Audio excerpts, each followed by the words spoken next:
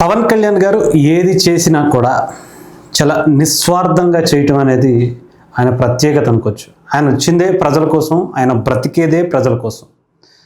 ఆయన ఏది చేసినా నిస్వార్థంగానే ఉంటుంది. ఎందుకంటే ఆయన ప్రజల మనిషి, ప్రజల కోసం మాత్రమే బ్రతుకుతున్నటువంటి మనిషి. రీసెంట్గా ఆయన మన్యం జిల్లాలో వెళ్ళారు. మన్యం జిల్లాలో నిజంగా చెప్పాలంటే భారతదేశానికి స్వాతంత్ర్యం వచ్చిన తర్వాత ఇన్ని సంవత్సరాల్లో గిరిజనుల్ని ఇంత అద్భుతంగా పట్టించుకున్నటువంటి ప్రభుత్వం లేదు, మంత్రి అంతకన్నా లేరు. అలాంటిది ఒక అద్భుతమైనటువంటి నాయకుడు, నిస్వార్థంగా పనిచేసేటువంటి నాయకుడు ఈసారి ఆంధ్రప్రదేశ్లో ఆ శాఖలకు సంబంధించినటువంటి మంత్రిగా డిప్యూటీ సీఎంగా వస్తే నిజంగా మరి ఆదివాసీలకు కావచ్చు, మన్యం జిల్లాలకు సంబంధించినటువంటి వ్యక్తులకి ఎన్నో అద్భుతమైనటువంటి వాళ్ళ నిత్య అవసరాల గురించి రోజు జరిగేటువంటి కార్యక్రమాల గురించి పవన్ కళ్యాణ్ గారు చొరవ తీసుకుని ఆ ఊర్లకి రోడ్లు వేయటం కావచ్చు, డ్రైనేజీలు పెట్టడం కావచ్చు, వాటర్ కావచ్చు, లేదంటే కరెంటు కావచ్చు, అనేక అవకాశాలను వాళ్ళకి ఇవ్వాలనే ఉద్దేశంతో వాళ్ళని బాహ్య ప్రపంచానికి చాలా మంచిగా ఉపయోగం కోసం తీసుకురావాలనే ఒక మంచి ఉద్దేశంతో పవన్ కళ్యాణ్ గారు చాలా కార్యక్రమాలు చేస్తున్నారు. అక్కడ ఉన్నటువంటి యువతని మంచి మార్గంలో తీసుకురావడం కోసం పవన్ కళ్యాణ్ గారు వాళ్ళని అక్కడ ఉన్నటువంటి గత ప్రభుత్వాలు చెడు మార్గంలో తీసుకువెళ్ళి వాళ్ళని గంజాయికి సంబంధించినటువంటి సాగును పెంచే విధంగా చేసినటువంటి కార్యక్రమాలు మనం చూసాం. అవన్నిటి నుంచి వాళ్ళని బయటకు తీసుకొస్తూ వాళ్ళని హక్కున చేర్చుకునే ప్రయత్నం పవన్ కళ్యాణ్ గారు చేస్తున్నారు. ఆయన ఏం చేశారు అంటే మనందరికీ తెలుసు, గవర్నమెంట్ తరపు నుంచి ఎవరైనా సరే ఏదైనా సరే ఇస్తారు, రోడ్లు వేస్తారు, డ్రైనేజీలు కడతారు, కరెంట్ ఇస్తారు, అంతా బాగానే ఉంటుంది. కానీ వెళ్ళిన ప్రతి చోట కూడా ఆయన సొంత డబ్బుల్లో మొన్న కూడా అక్కడికి వెళ్ళినటువంటి పంచాయతీకి 5 లక్షల రూపాయలు ఇవ్వటమే కాకుండా అక్కడికి వెళ్ళి అక్కడ ఉన్నటువంటి పరిస్థితులు అన్నీ కూడా పవన్ కళ్యాణ్ గారు చాలా నిశితంగా పరిశీలిస్తున్నటువంటి పరిస్థితి అయితే కనిపించింది. ఆ దృష్టిలోనే అక్కడ ఉన్నటువంటి వాళ్ళందరూ కూడా చెప్పులు లేకుండా నడవటం అనేది పవన్ కళ్యాణ్ గారు గమనించి, చెప్పులు అంటే చాలామంది ఏంటంటే చెప్పులు ఇవ్వడం కూడా పెద్ద విషయమా అని అనుకోవచ్చు. ఇన్ని సంవత్సరాల్లో మరి ఎవరు చేయలేదే. ఎంతోమంది నాయకులు వాళ్ళ నియోజకవర్గంలో గెలిచినటువంటి ఎంపీలు, ఎమ్మెల్యేలు, సర్పంచులు లేదంటే ఇంకొకళ్ళు చాలామంది ఉన్నారే. ఇప్పుడు వైఎస్ఆర్సీపీ గెలిచినటువంటి ఎంపీ నియోజకవర్గం, ఎమ్మెల్యే నియోజకవర్గం, ఎప్పుడైనా సరే ఏ ఒక్క వ్యక్తి అయినా సరే భారతదేశ చరిత్రలో ఇలా వాళ్ళకి ఇవ్వాలి అనే ఆలోచన అయినా వచ్చిందా? చిన్నదే, కానీ వాళ్ళకి అది చాలా పెద్దది. ఎందుకంటే వాళ్ళని ఇంతలా హక్కున చేర్చుకున్నటువంటి మనిషి అంటూ ఎవరూ లేరు ఇంతవరకు. ఒక నాయకుడిగా పవన్ కళ్యాణ్ గారు మాత్రమే దాన్ని గమనించారు. వాళ్ళు చెట్లెమట పుట్లెమట తిరుగుతూ ఉంటారు. వాళ్ళకి ఏ ముల్లో ఇంకొకటో గుచ్చుకునే ప్రయత్నం జరుగుతూ ఉంటుంది. వాళ్ళు ఎందుకని వేసుకోలేదు, వాళ్ళ దగ్గర డబ్బులు ఉన్నాయా లేవా ఇవన్నీ పక్కన పెట్టేశారు. ఇవ్వాలి అనిపించింది. అదేదో ఒకరికి ఇస్తే ఇంకొకరికి ఇవ్వటం కాదు, ఎంతమంది ఉంటే అంతమందికి ఇద్దాం. ఇది జస్ట్ శాంపుల్ మాత్రమే. నేను చెప్తున్నాను కదా, పవన్ కళ్యాణ్ గారు ఆయన సర్వస్వం, ఆయన ప్రాణాలు కూడా పెట్టేసి ఇవ్వటానికి సిద్ధంగా ఉన్నటువంటి నాయకుడు ఆయన. దేశం కోసం, రాష్ట్ర ప్రజల కోసం ఆయన ఎంతవరకు వెళతారనేది మనం చెప్పాల్సిన పని లేదు. అది ఇంకా నిరంతరంగా కొనసాగేటువంటి కార్యక్రమాలే. పవన్ కళ్యాణ్ గారు ఎక్కడికి వెళ్ళినా సరే ఆయనకి ఇచ్చే మనిషే తప్ప తీసుకునే తత్వం ఎక్కడ లేదు. ఆయన ఆస్తులు కరిగిపోనివ్వండి, ఆయన ఏది మొత్తానికి అన్నీ అయిపోయినా సరే ఆయన ఇంకొక చోట నుంచి అప్పు తెచ్చైనా సరే ఆయన పెడతానే ఉంటారు తప్ప ఇంకొక ఆలోచన ఉండదు.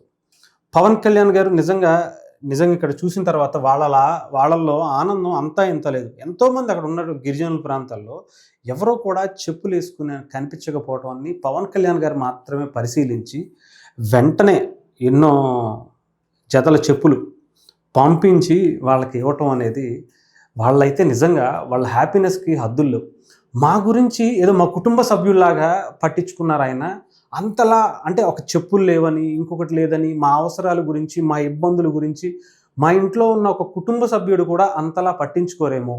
పవన్ కళ్యాణ్ గారు అంతలా మా ఇంటి పెద్ద కొడుకులాగా, మా ఇంటి ఒక పెద్దలాగా ఆయన మా కోసం ఆలోచించి ఇంత దూరం ఆయన వెళ్ళిపోయిన తర్వాత కూడా గుర్తుపెట్టుకుని వాళ్ళ అధికారులతో మళ్ళీ పంపించారంటే నిజంగా పవన్ కళ్యాణ్ గారికి రుణపడిపోయి ఉంటాం అని చెప్పి వాళ్ళ మాటలు అనేవి నేనన్నవి కూడా కాదు, వాళ్ళే స్వయంగా పవన్ కళ్యాణ్ గారికి మేము రుణపడి ఉంటాం, నిజంగా మేము ఏ అదృష్టం చేసుకుని ఉంటాం ఆంధ్రప్రదేశ్లో పుట్టి, ఈసారి పవన్ కళ్యాణ్ గారికి ఆయన సారథ్యంలో నడుస్తున్నటువంటి దీంట్లో మేము ఉన్నందుకు, ఆయన దృష్టిలో మేము పడినందుకు చాలా హ్యాపీగా ఫీల్ అవుతున్నాం అని చెప్పి వాళ్ళు చెప్పడం, వాళ్ళు చూడండి అసలు వాళ్ళ ఆనందానికి హద్దులు లేవు.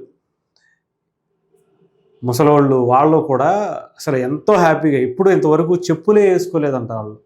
ఇన్ని సంవత్సరాల వాళ్ళ చరిత్రలో వాళ్ళకి అలవాటు అయిపోయిందో ఏమో తెలియదు కానీ, ఎవరు అడగలేదు ఏమో తెలియదు కానీ, వాళ్ళ అవసరాన్ని గుర్తు చేసుకుని పవన్ కళ్యాణ్ గారు ఈరోజు వాళ్ళందరికీ చెప్పులు చిన్నవే కావచ్చు కానీ అవి ఇవ్వాలనే ఆలోచన కూడా ఇంతవరకు ఎవరికీ రాకపోవటం, పవన్ కళ్యాణ్ గారు రావటం, మిగతా నాయకులకి పవన్ కళ్యాణ్ గారికి వ్యత్యాసం ఏంటనేది అక్కడే తెలుస్తుంది.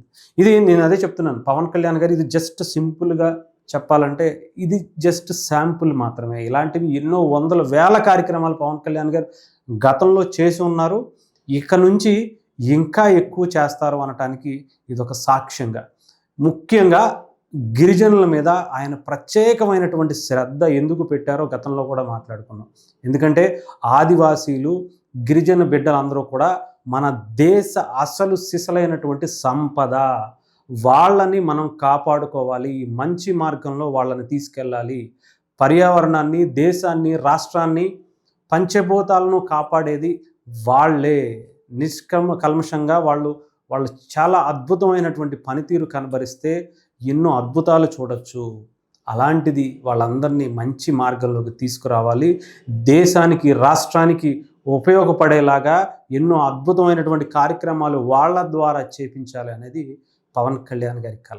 అందుకే ప్రత్యేకమైనటువంటి వాళ్ళ మీద శ్రద్ధ తీసుకుని వాళ్ళకి ఏం కావాలన్నా సరే అడిగినా అడగకపోయినా ఇవ్వటానికి సిద్ధంగా ఉన్నటువంటి పవన్ కళ్యాణ్ గారు వాళ్ళ మీద ముఖ్యంగా గిరిజనుల్లో ఉన్నటువంటి టాలెంట్ని బయటకు తీసుకొచ్చే విధంగా, అరకు పాడేరు ఏరియాలో ఉన్నటువంటి కాఫీని పెంచే విధంగా, గంజాయి నుంచి రాష్ట్రాన్ని, దేశాన్ని కాపాడాలి అంటే ఇప్పుడు గిరిజనుల చేతిలోనే ఉంది. ఎంతోమంది యువత భవిష్యత్తు ఈరోజు గిరిజనుల చేతిలో ఉంది. వాళ్ళు ఆ పంట పండించడం ఆపేస్తే దాని బారిన పడకుండా వాళ్ళుంటే ఎంతోమంది యువత ఈరోజు మిగతా పట్టణాల్లో, సిటీస్లో, ఇంకో చోట ఎక్కడైనా సరే, గతంలో 5 ఏళ్ల పాటు ఎక్కడ గంజాయి దొరికినా ఆంధ్రప్రదేశ్లోనే, మిగతా చుట్టుపక్కల ఉన్నటువంటి రాష్ట్రాల్లో అయినా సరే, అంటే అలాంటి గిరిజనుల్ని వాళ్ళ మంచి మార్గంలోకి వస్తే వాళ్ళతో పాటు వాళ్ళు వదిలేసినటువంటి దాంతో ఎంతోమంది జీవితాలు నిలబడతాయి, ఆంధ్రప్రదేశ్ యువత భవిష్యత్తు నిలబడుతుంది అనే ఉద్దేశంతో వాళ్ళని అక్కడి నుంచి తీసుకొచ్చి అటు టూరిజం మీద, అరకు కాఫీ మీద, వీటి మీద పెడితే దేశానికి మంచి జరుగుతుంది అనేది పవన్ కళ్యాణ్ గారి ఆలోచన. ఆయన ఆలోచన మంచిదవటంతో ఆయన చేసే కార్యక్రమాలు అంతకన్నా మంచిగా ఉంటున్నాయి. దాని ద్వారా దేశానికి, రాష్ట్రానికి, ఆంధ్రప్రదేశ్ ప్రజలకి, ముఖ్యంగా గిరిజనులకి చాలా అద్భుతమైనటువంటి కార్యక్రమాలు మున్ముందు మనకి ఉండబోతున్నాయి. నిజంగా అద్భుతపరిచేటువంటి కార్యక్రమాలు పవన్ కళ్యాణ్ గారు చాలా చేయబోతున్నట్టుగా మనకు తెలుస్తూ ఉంది.